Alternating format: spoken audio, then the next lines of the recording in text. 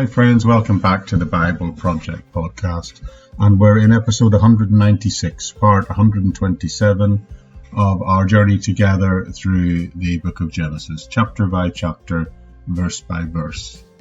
Now, I'd just like to remind you that there's always transcripts of all these podcasts available in the episode notes section of the audio version of the podcast on the Buzzsprout website.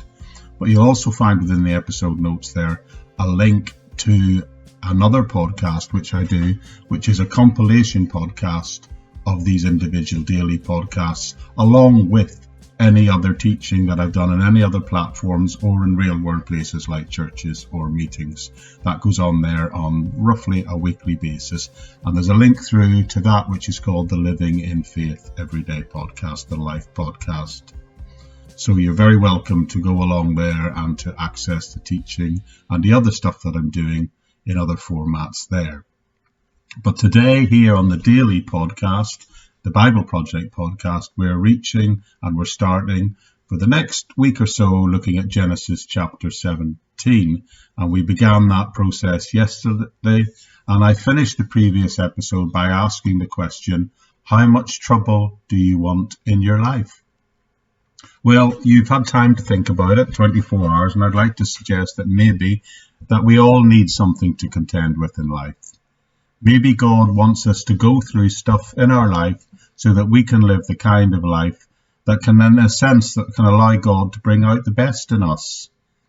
You know, if God solved all our problems for us, we probably wouldn't really grow, would we?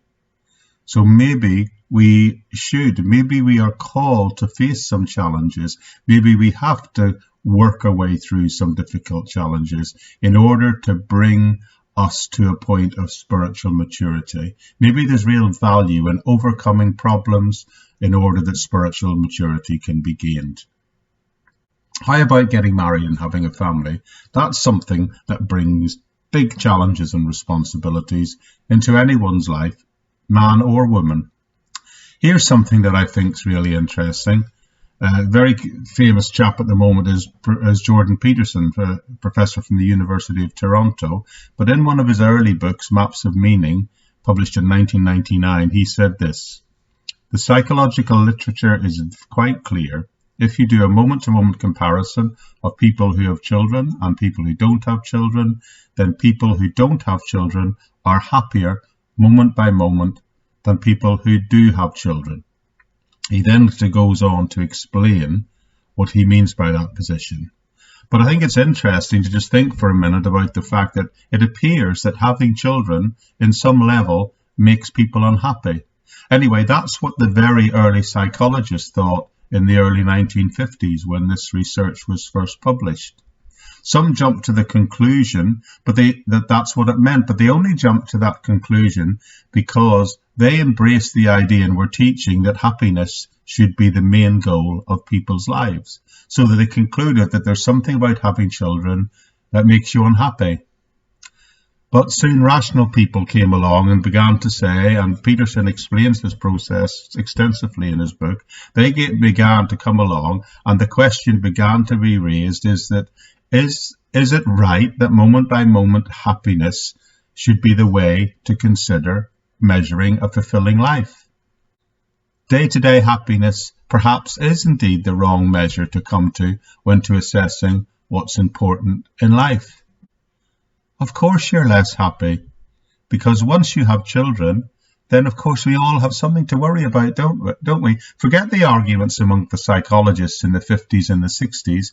A very smart old Christian woman I knew many years ago once said to me, I can only be as happy as my unhappiest child. Now that's a really profound insight right there, because that old woman knew something that it took psychologists over 20 years of argument and research to discover. It's not that having children makes you unhappy. It's don't be so stupid, don't be so dumb as to measure day by day happiness and make that your main measure of what's important in life, or even make it your goal in life. Now, I'm not saying that God is calling us to be unhappy or depressed. I'm just saying, don't be stupid enough to make happiness the ultimate goal of your life. Because, friends, satisfaction can never be achieved in any other way other than choosing to live a meaning and productive life through things that will benefit other people. Trying to be happy all the time is not the answer to the meaning of life, because a deep sense of satisfaction can only be achieved in the pursuit of something worthwhile. Now, if I use the example of becoming a parent again, then if you think about the moment that new life arrives in your life, then you know you're responsible. As a new parent, you're naturally now going to be concerned, be worried, be focused on protecting and keeping this little defenseless soul safe, this thing that you have together brought into the world. Your happiness level will now forever be linked to the well-being of this new little life, this new little one that you now love and you feel a sense of responsibility for. Becoming a parent means what is good for you will now become what is good for someone else. And by the way, friends, that principle should apply to all good marriages. It should be the foundation of all marriages of Christian believers. The very best marriages are always made up of couples who try and do what's best for their partner rather than themselves. A marriage built on trusting one another to do what is best for the other one. Some have described it as the best in me, serving the best in you, makes the best of marriages. You see, trust, friends, trust is an unbelievably powerful force. And it is trust here that has been represented and being built upon in the covenant relationship between Abraham and God. But trust is an unbelievably powerful force. We see it played out most intimately between a husband and a wife and between a parent and a child. Because having a relationship with someone that is built on trust means that you can make certain assumptions about that person, but you can also have a handle and make conclusions and assumptions about the past, not just the present. And it also means that you can make plans together about the future. And that applies in both the heavenly relationship between man and God and between earthly relationships between people who are bound together and trust each other. Because in that situation, things can be stable because we are standing on solid ground. A lovely old biblical phrase there. That's why if a person you trust betrays you, that's why it's so catastrophic. That's why if you're in an intimate relationship and the other person has an affair, it's absolutely devastating, catastrophic often to that relationship. Because one moment you were in the right place, you thought you were in the right place where everything was secure, and you built your perception of the world on that principle of trust.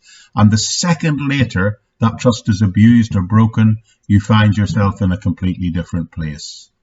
I know this is difficult to hear for some of you sometimes if you're going through this, because not only is the place that you find yourself different now, but you may be questioning the place that you thought you were in years ago, and you may be questioning the place that you thought you were going to find yourself in the future. Your future can appear very different. God never does that, but in our human experience, when we experience something like that, we may look at that situation and that other people and think things weren't what I thought they were. I thought I knew that other person, but I didn't. I never really knew them. But here, in this story, we see God calling upon the lives of people in a very particular way. And God calls us to mirror that call within our human relationships, particularly within family relationships, so we can build a foundation of doing what's best for the other person and allow us to create something that can be held together by a secure framework of trust. What a wonderful way to build a marriage, what a wonderful way to build a family, and what a wonderful way to build a society.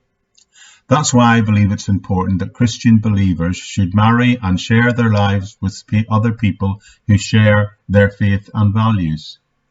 I don't believe we can experience a true sense of God's calling unless at some level we take on the responsibility of not only doing that, but living in that way.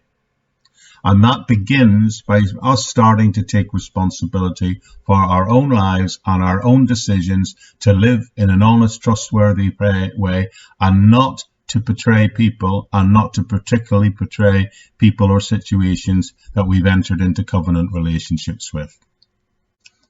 You see, this is a very different worldview, isn't it? It's very different from the one taught by a great many of these so-called life coaches today, who it seems to me predominantly teach that the purpose of life and the goal of life is to chase happiness. The Bible here very clearly suggests otherwise. Happiness will come along for us if we live the life that God has planned for us. But we should be thrilled at that when it comes along. But that's not what we're meant to pursue, because that is just plain wrong. In fact, to pursue happiness in reality is self-centered and narcissistic. And it's the lowest possible notion of who God wants you to be. Jesus summed this up in its entirety for us in perfection when he was questioned on this, and he was questioned on this issue, and his response was this. He was asked the question, "Teacher, what is the greatest commandment in the law?" And his reply was, "Love the Lord with all your heart and with all your soul and with all your mind, because this is the first and the greatest commandment. And the second is like this, love your neighbour as yourself." Wow. Well, we're going to come together again tomorrow, and we're going to unpack how we might really begin to do that in the next episode. So thanks for joining me, and I'll see you here back again very soon on the Bible Project Daily Podcast.